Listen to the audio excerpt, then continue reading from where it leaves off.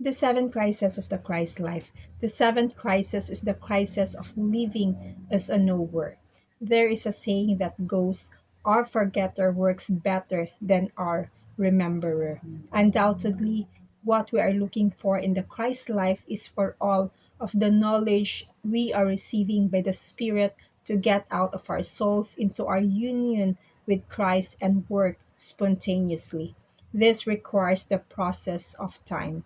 Over the years, we have seen many believers browbeat and torment themselves because they are not able to bring about spontaneous living by what they know.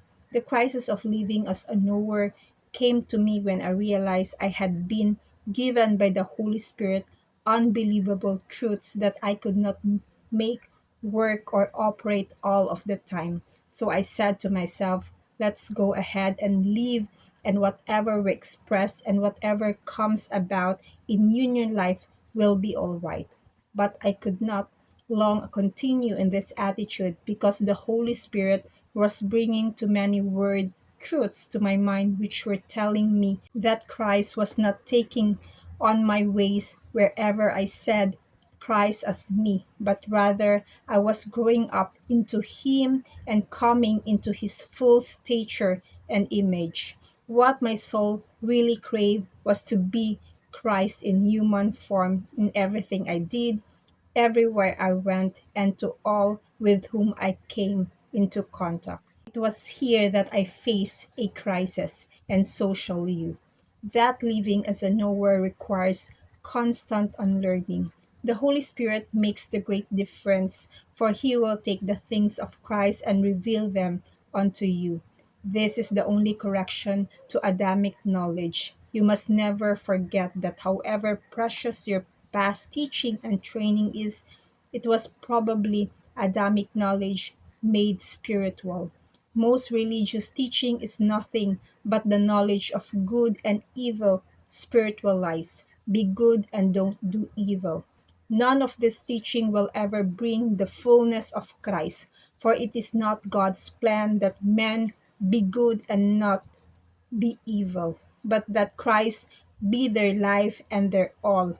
Of course, when Christ is all, being good and not being evil is no longer the issue, for God's supreme nature flows out of the believer by Christ. Look at Mary, the mother of Jesus. While it sounds simple that Christ's knowledge is correction to our Adamic knowledge, it is a very painful operation to go through. Only the message that we have heard of Christ, the Christ life message, will ever set this world in perfect perspective. To bring this about, there will be a constant spirit rendered process of unlearning in your union life. In the life of Jesus of Nazareth, we see this unlearning process in action. One person who had severe consequences again and again in the unlearning process was Mary, the mother of Jesus Christ. She was so close to him as his mother. It was difficult for her to understand that he was not just her son, but the Son of God sent to take away the sin of the world. A difficult unlearning process came to her at Cana of Galilee when Jesus, for the first time in the written record, addresses her as woman instead of Mary. On the other occasions, Jesus did the same thing because it was necessary to make the correction in her thinking that she was no longer to be mother but was a soul that could be saved only by this Christ. An incident out of the life of Peter shows the essence of this correction.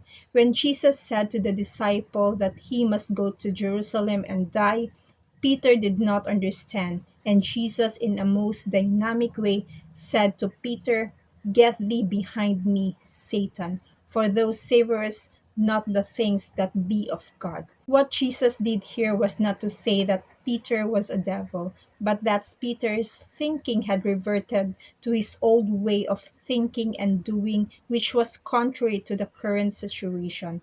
Also, Paul was destined to say to the church at Galatia that the kind of life they were living they did not learn from Christ within them. Thus he said, "Ye have not so learned.